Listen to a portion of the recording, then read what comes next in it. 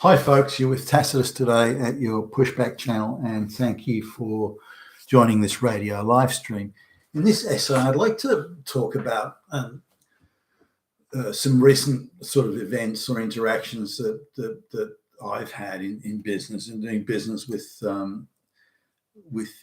Brahmin Indians here in Australia, and also not too recent, but recent enough experiences in dealing with Chinese business people from Africa, and indeed elsewhere. So mainly from third world countries. I'll talk a little bit about that, and then sort of weaving into that wider sort of conversation there, talk about the experiences and observations that the early European traders had. This is the seafaring traders sort of following the Vasco da Gama in the late 1490s and through into the British arriving in India, that sort of thing. But to look at their observations in the challenges and difficulties in doing business with, for example, Indians or Chinese or others. Now, I've done business all over the world, and so it was always easier to do business in first world countries. So because there was pretty much anyway, common systems of law, common systems of contract, common weights and measures, common attitudes to doing business. People were trained to a certain level of competence. I knew that other things being equal, there were always differences, but I knew that the person that I would deal with at my level in the company was qualified to a similar level that I was. Now, every now and again, you'd get something that wouldn't quite line up, but nearly every time I could assume and reasonably assume the level of competence, expertise and experience and capability of the person on the other side of the desk. And again, whether it was the United States or Britain or France or Germany, maybe not quite as much in Italy, but certainly in the North Austria, that sort of thing, it would be that same level of competence. Now, when the Eastern Bloc, as it's called, the Soviet Union fell over, and it's just in the into the 90s now, where I started to come across East Europeans. From now they were free, but formerly they'd been in the communist bloc, Russians and that sort of thing. Then I found that it was a completely different matter. Not only were they nowhere near as sophisticated and capable and experienced and knowledgeable as their Western counterparts would be, not surprisingly, given they hadn't been brought up in a capitalist environment and they hadn't come from an environment of merit. And they were still disentangling themselves from the communist ideology. So you could be talking to somebody merely because they were someone's relative or something like that.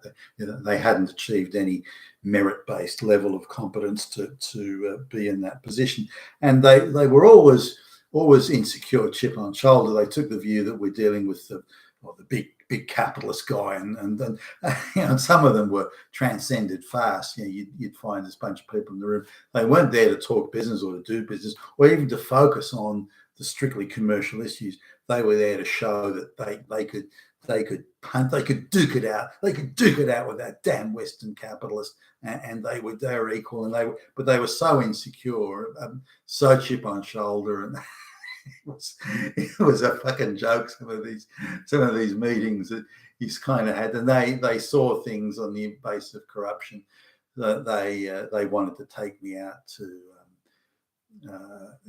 Strip places. They wanted to arrange prostitutes. They wanted to try and get me drunk and this sort of thing. And they had no real concept of how to get down to business and talk business. They thought it was all showing how tough they were. They were dudes, and they could go down the main street, pull out the 6 guns and blast away as well as any fucking Western boy could. And so you kind of had to calm them down and say, listen, But the only reason that this is, say, to get distribution rights to a Western product, for example. So look, guys, you need to prove, you need to demonstrate to me that you've got the infrastructure, the expertise, the capability, and the resources to bring this product to market and to sell it profitably. That's what you have to. That's what you have. Now they would take that. He's bluffing. He's bluffing. That's really his way of saying he wants twice as many prostitutes as we were going to give him. That's really what he means by that. So you had to keep on bringing them back to, and they had this idea of that everyone in the West was rich, corrupt, smoking cigars, orgies, drunken orgies, and they had this concept of what. I don't know sometimes where they got it from. Maybe it's watching some Western movies or watching movies about Wall Street and stockbrokers or something like that. But they couldn't equate that actually you have to do some work. And because they'd come from the communist system where everything was allocated, everything was done through patronage, and you got to have the right, you got to be on the have the right thoughts about ideology, and then you'll get the breaks. Because they didn't understand the world outside of that, you had to very slowly step them through it. Now the same goes for any third world country. They don't have the commercial sophistication that the West is. So, and this is a bit of a shock to me, because I assumed that there were still well-to-do people in these countries. So why was there sophistication, even of the well-to-do? Why was it so much less than a middle manager, like a merit rewarded and promoted middle manager in the West is typically more sophisticated than some of the most senior managers you get in third world countries. And there are reasons for that, and I'll sort of come back to it. But the observations that the initial merchants and traders from Europe had when they were going to these places like India and China, which in general terms wouldn't have been vastly less sophisticated than the West. The commercial sort of capability that the West was developing was still yet to really hit its straps. It was pre-industrial revolution, so you'd think that the sophistication differential wouldn't have been that great, but it was different for a number of reasons, not because of sophistication alone. The Europeans were coming to do business. They'd spent a lot of money to bring a fleet of ships over there to gather things like, say pepper and spices. If you look at just a pepper, that southern India was quite a place for producing pepper back in the day. And if you look at the recipe books from the 16 and 1700s, there are a lot of recipes, particularly from the well-to-do, a lot of recipes there that included pepper. So pepper was a big deal. At some points there, pepper was more expensive than gold. Hard to imagine as that is, but back in the day, such was the premium that was put on pepper. Now, the first observations of those European traders were how deceitful and shifty the Indians were, how they would enter into a contract and an agreement, but had no intention of honouring the agreement, and would welsh out of it at the first opportunity. They would agree on a price and agree on a certain quality of pepper, for example. Then they would double the price and give less pepper than was agreed, and it was be a lower quality pepper that was part spoiled, and these sorts of things. And so the idea of the written contract and the agreement was something that why should we adhere to that? Contracts are your idea. So the idea of the Indian merchants was that they would welsh out of any deal and would renege on any deal, and would try to deceitfully cheat not that cheating didn't occur on both sides, it did, by the way, but this incensed the Europeans. I mean, why are you welshing on the deal? We've got a contract. Now, the Europeans, as much as things may not be honoured in Europe, there was a view that the contract and the agreement would be honoured, and this was how certainly merchants operating internationally, how they did business. They had to confidently enter into arrangements with people that maybe the payment was 12 months away, or the collecting of the product was 12 months away, or something like that. So you had to have a longer term view of things, and that required a great deal of trust in not simply the person, but indeed in the contract, that the contract would be honoured. So if you've spent a lot of money to bring a fleet of ships over to collect spices, and this will bankrupt the people who've sponsored it, who've invested in it, if you don't come back with something to sell, then the stakes are very high. And so the Europeans, having much more advanced technology with cannons and weaponry, were able to overawe the locals. But there was also various other things going on that the Indian rulers would attempt to play off the various European powers against each other. So they would say to the Portuguese, yeah, we'll do this for you. Then they'd offer slightly better terms to, say, the Dutch, and then they'd try and encourage the Dutch and the Portuguese to fight each other. So there was a lot of treachery and underhanded stuff sort of going on. Similarly, the Europeans would try and buy a warehouse where they would have a sort of a local buyer who would buy, for example, pepper or spices, whatever it was, would buy when in the off season when the prices were best, and then store it in the warehouse. And then when the ships came, they would know how much pepper was there and the condition it was in, so they could invest according to the stockpile of spices.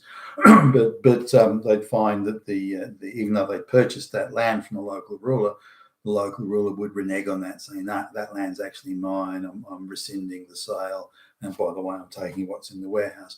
So this would incense the Europeans, and they would bring a bunch of ships over and say, hey, buddy, have a look at these cannons. And sometimes, some villages and towns were blasted to rubble. And then the Indian ruler, only then would the Indian ruler, the local petty ruler, go, okay, then, I'll honour the agreement. But as long as there was the slightest chance of getting away with it, the Europeans marvelled at this, because they thought, the Indians know we've got all these cannons on board, so why are they trying it on? Why are they trying to do these deceitful acts if when they know the consequences? And the Europeans sort of found this odd. We've reached an agreement. Why don't you just honour it? It's better all round. We've agreed on a price, but the idea that they can just score one little extra little bit out of the deal, even though now the Indians didn't take the view of the contract. Many of the third world countries didn't sort of perceive the contract in the same way. So alternatively, they would think, well, sure, we signed a bit of paper. Who gives a shit? We can screw these guys for a few more bucks, and why don't we try it on, see if we can get away with it? And again, the Europeans were incensed by this. Sure, while the negotiations going on, fine, go back and forth on it. But once the deal's been done, so that was something that. Now the same was in China. They would do that sort of thing as well, or they would introduce a new. The Chinese were very much, they'd introduce a new little sort of bit of bureaucracy. Well, yeah, we did agree to that, but, and they would try and throw something in there. So the Indians and the Chinese were sort of almost have a natural predisposition to disruptive bureaucracy. It seems to almost be in their blood. But now the Africans or the third world countries also had a similar view. That firstly, an incredible lack of sophistication. I found this. I was traveling around the world. I was amazed, and even in places like Hong Kong, I was surprised at how unsophisticated commercially the people there were. They were quite childlike and infantile, and they perceived it as a gunfight in the main street rather than a simple business transaction. And so they were looking at ways of, we're just going to show you that we can cut it. We can play in your league, white boy from first world country. We're just as good as you, and don't you forget it. So we're gonna go through this elaborate bullshit sort of process so we can show you how fucking tough we are. And particularly with someone like me at the time, I've got a lot of places to be, and I don't have a whole lot of time. So I want to get down to business fair. Not that I don't mind. Yes, it's having the chats and the lunches and the dinner. I don't mind that. But and it is a necessary part of things in part of the world. But this was I'm thinking here of Hong Kong. These people are meant to be fairly sophisticated. So why are they doing, this? Why are they behaving in the same way as the European traders complained about 400 years ago? It's almost word for word. It's like I'm reading this stuff from 400 years ago, and I'm reliving it today. In the modern era. Why have these third world countries, the Indians and China, why have they not changed in that time, in spite of all that exposure to Western capitalism and Western business culture? It looks like they seem to be, other than technically, that they've frozen in time from back then rather than come forward. At least this is my view. So I felt that the Chinese in Hong Kong were and less sophisticated even in the mainland, but were quite unsophisticated in how they did business, and the business discussions were more about making themselves look big and tough and then not losing face. So they would constantly overreach with the big and tough thing, and then would paint themselves into a corner, given that the loss of face then was all the greater. So things haven't changed. Now, just there's a couple of recent events here in Australia. So when the Indians and the Chinese come to Australia or come to the West, they still come with those same attitudes. Now, I don't know if their children or grandchildren, but Indians who've been born in Australia, and they still have that same, not completely, maybe not as bad as someone who's come from India directly, but they still have that same general attitude to business. They're still wanting to show white boy how big and tough they are, how they can cut it, how they can play in the A-League, and they're letting themselves get carried away with that rather than doing business. So they tend to fuck themselves up unnecessarily and pointlessly by having that attitude, which is, again, very chip on shoulder, very insecure. And now, given that the amount of Indians and Chinese too, but Indians in Australia, how pretty much all of them, unless it's an Indian company, pretty much all of them, pretty much every single Indian you see in a managerial role has got that role through affirmative action and quotas. None of them have earned it, certainly by my experience. So they're not easy to do business with. Now, again, just two examples of how, in conjunction with another subcontracting group, we'd entered into the preliminaries of an agreement with two organisations. Now, both of them are Brahmin Indians, but they don't know each other. They're not from the same part of India or anything like that. But they're both the Brahmin Indians with very common behavioural traits and patterns, exactly the same. I mean, down to the micro level, exactly the same behaviour as the European traders from 400 or 500 years ago were observing. I mean, again, you're dealing with the same people from many hundreds of years ago, and we needed to hold them accountable for, both these Indian guys, hold them accountable for certain commitments they'd made, and so they wanted to weasel out of these commitments, and we said, well, no, we've had to put resources in place here, so we expect these commitments to be honoured. The deceit and they cut you off, they won't respond. Suddenly, it's just an absolute lockdown. If you're connected through any social media, suddenly they're frantically going about cancelling all the social media. They've got you in block on the email. They just they instantly resort to that rather than dealing with the issue. It's just total blackout and lockdown, and that's their response. But the lies and the deceits, the denials, the obfuscations, the somersaults in between the time when you start to go through the process of holding them accountable and the time when they do the lockdown, it's and they have sort of a Brahmin view that they're beyond reproach, so they can do these things, and you have no right to question them. You have no right to hold them accountable, none. And if you dare to try and hold them accountable, then you're at fault. You did it. You're the problem, not them. But this again is exactly the same thing as the European traders commented on hundreds of years ago, and you still see it playing out today. Even when these people have left India and come to a Western country, and The Chinese are not dissimilar. The Chinese take a slightly more paranoid view that you're out to get them, and if anything goes wrong, the loss of face they would experience is huge. I mean, it's self-immolation is the only answer here. So instead of again dealing with the business itself, they assume this array of demons elsewhere that have no bearing on any reality that's in front of them, and so they want to write contracts and agreements. Well, not contracts. They want to write agreements that bind you, absolutely hog tie you, but leave them the discretion and freedom to do whatever they want. And they think that's sort of acceptable way of doing business. Now, in a power dynamic, that's how they would do it in, the heavy dude to the peasant in China, but they're not dealing with that here. So it's very difficult to get them to, hey, guys, focus on the business. Focus on that. Stay with that. That's what you need to look at. This other stuff is extraneous.